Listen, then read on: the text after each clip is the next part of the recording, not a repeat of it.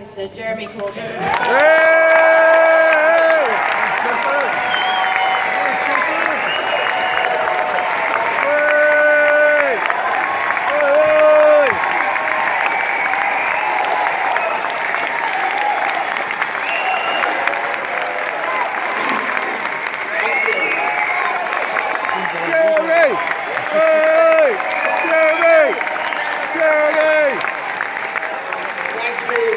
Thank you very much.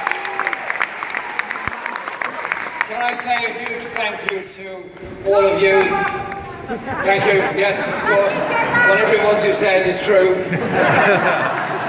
Thank you so much, everyone, for coming along tonight. These events don't happen by accident or by chance.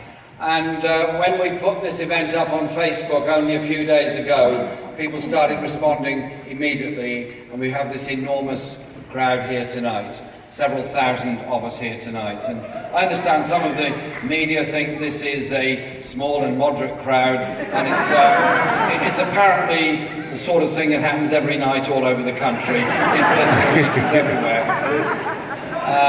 So I just say to them gently, do some maths and realise how many people are now engaged seriously in politics because they want to see change, and they see the possibility of change, and above all they see their involvement in how that change can come about.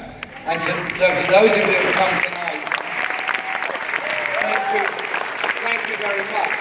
But also to the many people that are following us tonight live streamed on Facebook, thank you for following us, and thank you for joining in, because this campaign is a campaign for the leadership of the Labour Party, of course, but it's also a big discussion, a big debate about the kind of society and kind of politics we want. Many of the straight media simply don't get it and don't understand it, that thousands of people actually want to be involved, their voice to be heard, their views to be listened to, and they are able to make a contribution to bring about a decent, fair and just society which is possible. That can only be done if we're all involved in a decent and respectful way. But political movements don't come about by accident. They're built on a long past of people that have made huge sacrifices to bring about elements of justice, to bring about the rights that we have. This area where this huge now church is a place where there's been enormous radical struggles over many years, where many migrant communities made their homes in Corbyn, particularly the Irish community. They suffered discrimination and abuse. They suffered appalling work practices. They also came together in enormous strength to try to bring justice to the building industry, to try to bring proper treatment of work.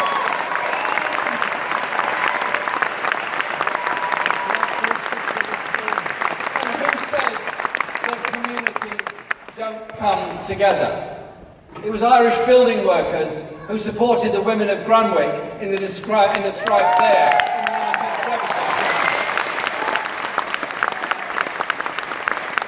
And I will have forever in my mind the image of the late great Tom Durkin and Mrs. Desai together on the picket line at Grunwick, demanding rights of representation at work, absolutely united together. They couldn't have been more different in their background, they couldn't have been more united in their principles, their policies, and the kind of world they wanted to live in.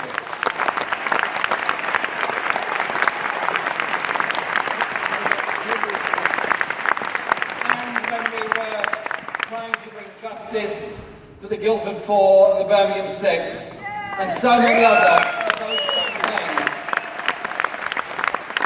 every one of those that was successful, as was Hillsborough eventually, and will be Orgreave eventually.